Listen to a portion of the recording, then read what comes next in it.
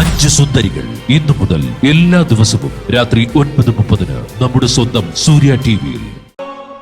എന്താ മാഡം, ശിവാനി വന്നില്ലേ?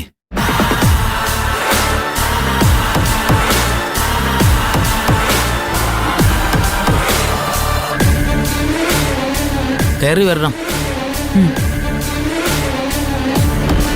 ആ ഇരിക്കേ. ആ ശിവാനി ഇരിക്കേ. ആ ഇനി കാര്യത്തിലേക്ക് വരാം. ശിവാനി, കാര്യങ്ങളൊക്കെ പ്രണവും വസുന്ധര മാഡവും പറഞ്ഞിട്ടുണ്ട്.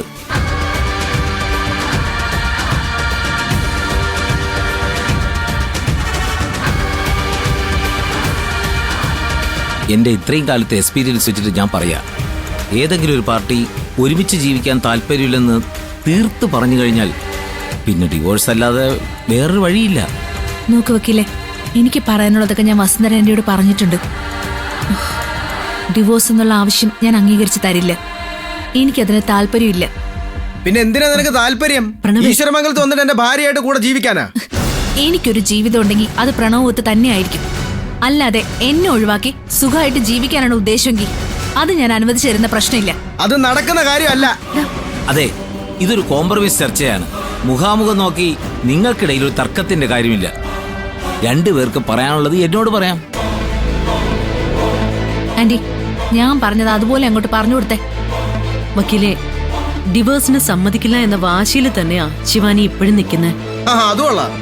എനിക്ക് വേണ്ടെന്ന് പറഞ്ഞാൽ എന്റെ കൂടെ താമസിച്ചേ പറ്റൂന്നുള്ള വാശി കാണിക്കുന്നത് ശരിയല്ലല്ലോ. നോക്കൂ, തുറന്നു പറഞ്ഞതുകൊണ്ട് ശിവാനിക്കോ പ്രണവിനോ ദേഷ്യം തോന്നിയിട്ട് കാര്യമില്ല. നിങ്ങൾ രണ്ടുപേരും രണ്ട് കൊമ്പത്താണ് നിൽക്കുന്നത്. ഇനി ഒരുമിച്ച് ജീവിക്കുന്നതുകൊണ്ട് പ്രത്യേകിച്ച് അർത്ഥമൊന്നുണ്ടെന്ന് എനിക്ക് തോന്നുന്നില്ല. പ്രണവും ശിവാനിയും ചെറുപ്പമാണ്. ഒരുപാട് ജീവിതം രണ്ടുപേരുടെയും മുന്നിൽ ബാക്കിയുണ്ട്. അവരവരുടെ വഴി നോക്കി ഇരുവരും പോകുന്നതല്ലേ ബുദ്ധി. വക്കീലിന് മലയാളം പറഞ്ഞാൽ മനസ്സിലാവില്ലേ? എനിക്ക് ഡിവോഴ്സ് വേണ്ടെന്ന് പറഞ്ഞാൽ വേണ്ട, അത് ഞാൻ സമ്മതിക്കേയില്ല. വക്കീലെ, ഈശ്വരമംഗലത്തെ മരുമകളായിട്ട് ജീവിക്കണമെന്നുള്ള മോഹവുമായിട്ടാ ശിവാനി അവിടേക്ക് വന്നത്. പക്ഷേ അത് നഷ്ടപ്പെടുക എന്ന് പറയുന്നത് ശിവാനിക്ക് സഹിക്കാൻ പറ്റത്തില്ല. മാഡം കാര്യഗൗരവമുള്ള ആളാണ്. ഈശ്വരമംഗലത്തുനിന്ന് ഒരു പെണ്ണിന് ഡിവോഴ്സ് വാങ്ങി പോകേണ്ടി വരുമെന്നാൽ അത് വെറും കൈയോടുകൂടി പോകേണ്ടി വരുമെന്ന് കരുതുന്നുണ്ടോ? ഞാൻ പ്രണവിന്റെ വക്കീലായിട്ട് പറയുകയല്ല. മാന്യമായൊരു കോമ്പൻസേഷൻ അത് ശിവാനിക്ക് ഞാൻ വാങ്ങിത്തരും. പക്ഷേ ഒരു മ്യൂച്വൽ ഡിവോഴ്സിന് സമ്മതിക്കണം. മാഡം തന്നെ ശിവാനിയെ കാര്യങ്ങൾ പറഞ്ഞ് മനസ്സിലാക്കുക. ഫിനാൻഷ്യലി സെറ്റിലാകാനുള്ള ഒരു അവസരമായി ഇതിനെ കണ്ടാൽ മതി. ശിവാനി, വക്കീല് പറയുന്നതിലും കാര്യമുണ്ട്. എന്ത് കാര്യമുണ്ടെന്ന്? അല്ല, ഒരു മ്യൂച്വൽ ഡിവോഴ്സിന് നീ സമ്മതിച്ച നല്ലൊരു എമൗണ്ട് നിനക്ക് നഷ്ടപരിഹാരമായിട്ട് കിട്ടും. അതുകൊള്ളാം. അപ്പോ നിങ്ങളും കൂടി ചേർന്നുള്ള കളിയായിരുന്നില്ലേ അത്? പ്രണവിന്റെ കൂടെ ജീവിക്കാനുള്ള അവസരം ഉണ്ടാക്കി തരാന്ന് പറഞ്ഞ് എന്നെ അങ്ങോട്ട് വിളിച്ചോണ്ട് വന്നത് ഡിവോഴ്സ് പേപ്പറിൽ ഒപ്പിട്ട് വാങ്ങാനാണെന്ന് ഞാൻ അറിഞ്ഞില്ല. അത് ശിവാനി, അത് ഞാൻ കൂടുതലും വർത്താനൊന്നും വേണ്ട.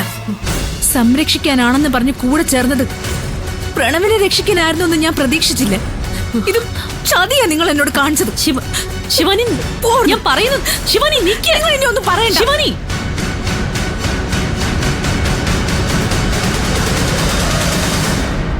ശിവാനി നിക്ക്. എടി പെണങ്ങി പോവല്ല, ഞാൻ പറയുന്നത് കേൾക്ക് ശിവാനി.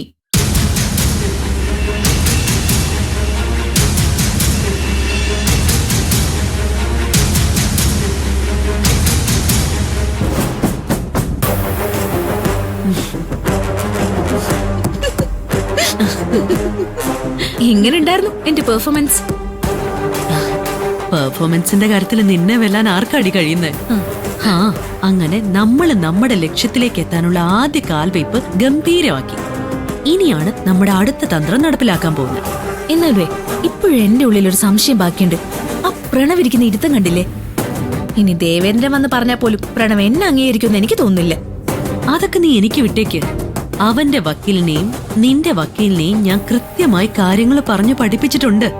പറഞ്ഞ പോലെ എന്റെ വക്കീൽ ഇതവിടെ പോയി കിടക്ക്. അയാളെ കാണുന്നില്ലല്ലോ. നീ വിളിക്ക്.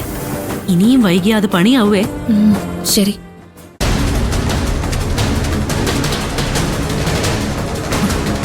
ഹലോ സർ, എവിടം വരെ എത്തി? ശരി സർ, ഞങ്ങൾ വക്കീൽ ഓഫീസിലുണ്ട്. ശരി എന്നാ. ആന്റി, ഇതേ പുള്ളിക്കാരി ഇവിടെ എത്തിയിട്ടുണ്ട്. നമുക്ക് അകത്തേക്ക് കയറിയാലോ? ആ എങ്കി വാ. അല്ല ആന്റി, ആന്റി ഇതെവിടെ പോവാ? നീ അല്ലേ അകത്തേക്ക് പോവാന്ന് പറഞ്ഞത്? ഓ, അങ്ങനെയല്ല. ഞാൻ ആക്ച്വലി പിണങ്ങി നിൽക്കല്ലേ. എന്നെ പിടിച്ചു വലിച്ചല്ലേ അകത്തേക്ക് കൊണ്ടുപോണ്ടേ. ഇന്നലെ ആക്ഷൻസിനൊക്കെ ഒരു പെർഫെക്ഷൻ കിട്ടും. എടി നീ ആളങ്ങ് തകർക്കുകയാണല്ലോ. പിന്നല്ലാതെ. എങ്കി റെഡി. ആ ശിവാനി ഇങ്ങ് വന്നേ. ശിവാനി ഇങ്ങ് വരാൻ. ഞാൻ പറയുന്നൊന്ന് കേൾക്കാൻ. ഇതൊരു ചർച്ചയല്ലേ? അങ്ങനെ ആവുമ്പോ ഓരോരോ അഭിപ്രായങ്ങളൊക്കെ വരുമെന്നേ. ഇങ്ങ് വന്നേ നീ. ഇല്ല, ഞാൻ വരില്ല. എനിക്കിനി ഒന്നും കേൾക്കാൻ വേണ്ട. എടുത്തു ചാടി ഒരു തീരുമാനം പറയല്ലേ നീ. ഞാനല്ലേ വിളിക്കുന്നേ. ഇങ്ങോട്ട് വരാൻ. വാ ശിവാനി. നോക്ക് പ്രണവ്, ഡിവോഴ്സ് കേസിൽ ആണുങ്ങൾ വെറുതെ വാശി പിടിച്ചിട്ട് ഒരു കാര്യവുമില്ല. നയത്തിൽ എന്തെങ്കിലും വിട്ടുവീഴ്ച ചെയ്തെങ്കിൽ മാത്രമേ നമുക്ക് കാര്യങ്ങൾ സാധിച്ചെടുക്കാൻ പറ്റൂ.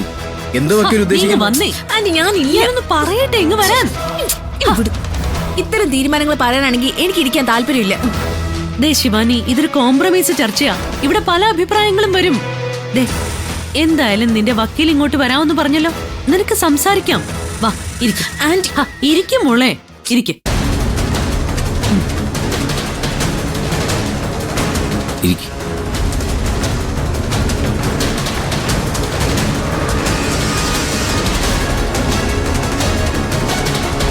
നോക്ക് ശിവാനി, രണ്ട് കൂട്ടർക്ക് പറയാനുള്ളത് തുറന്നു പറയാനുള്ള ഇടമാണിത്.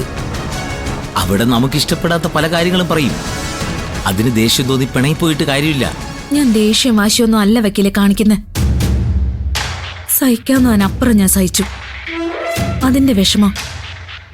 സഹിച്ചത് മുഴുവൻ ഞാനല്ലേ, നീയല്ലല്ലോ. പ്രണവേ, ആവശ്യമില്ലാത്ത കമന്റ് പറയരുത്. ശിവാനിക്ക് അവരുടെ ഭാഗം പറയാനുള്ള അവകാശമുണ്ട്. ശിവാനി പറഞ്ഞോളൂ. പ്രണവനെ വേണ്ടെന്ന് പറയുന്നതിന്റെ കാരണം എന്താണെന്നൊക്കെ എനിക്ക് നന്നായിട്ട് അറിയാം. അതിന് ഞാൻ ഒരു കുറ്റവും പറയുന്നില്ല. എല്ലാ തെറ്റുകളും എന്റെ ഭാഗത്ത് തന്നെയാണ്. പ്രണവെന്നല്ല, ഒരാൾക്കും അംഗീകരിക്കാൻ കഴിയുന്നൊരു സ്വഭാവം ആയിരുന്നില്ല എന്റേത്. പക്ഷെ ജീവിതം എനിക്ക് തന്ന ചില തിരിച്ചടികളുണ്ട്. അതിൽ നിന്നും ഞാൻ പഠിച്ച കുറെ പാഠങ്ങളും ഉണ്ട്. വിശ്വസിച്ചാലും ഇല്ലെങ്കിലും ഒരു കാര്യം ഞാൻ പറയാം. ആ പഴയ ശിവാനി അല്ല ഞാനിപ്പോ. ഇപ്പൊ ഞാൻ ആഗ്രഹിക്കുന്നത് പ്രണവും ഒന്നിച്ചുള്ളൊരു ജീവിതം മാത്രമാണ്. അതിനെന്ത് കോംപ്രമൈസിനും ഞാൻ തയ്യാറാ.